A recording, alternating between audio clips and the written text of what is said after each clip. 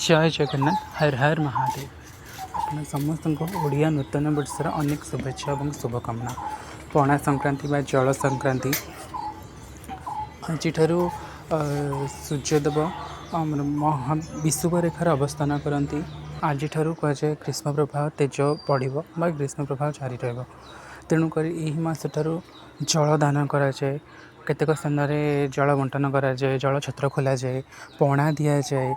ତ ପଶୁପକ୍ଷୀମାନଙ୍କ ପାଇଁ ବି ଜଳଛତ୍ର ବ୍ୟବସ୍ଥା କରିବା ଉଚିତ। ମଣିଷମାନଙ୍କ ପାଇଁ ତ ସମସ୍ୟା ଥାଏ, ମଣିଷ ଦରକାର ପଡ଼ିଲେ କିଣିକି ପିଇଦେବ, ସେମାନେ କେଉଁଠୁ ପିଇବେ? ତ ସେମାନଙ୍କ ପାଇଁ ଛୋଟ ଛୋଟ ପାତ୍ରରେ ଜଳ ରଖନ୍ତୁ। ପକ୍ଷୀମାନେ ବି ପିଅନ୍ତି, ଇଭେନ୍ ପଶୁମାନେ ବି ପିଅନ୍ତି। ତ ସମସ୍ତଙ୍କ ପାଇଁ ପଶୁମାନଙ୍କ ପାଇଁ ବାହାରେ ତଳେ ରଖିଦିଅନ୍ତୁ, ପକ୍ଷୀମାନଙ୍କ ପାଇଁ କେଉଁଠି ଉପରେ କିମ୍ବା ଛାତ ଉପରେ କିମ୍ବା କେଉଁଠି ଝୁଲେଇକି ବି ରଖିଦିଅନ୍ତୁ, ସେମାନେ ଆରାମସେ ପିଇଦେବେ। ଆଜି ହନୁମାନଙ୍କର ମଧ୍ୟ ଜନ୍ମ ଉତ୍ସବ।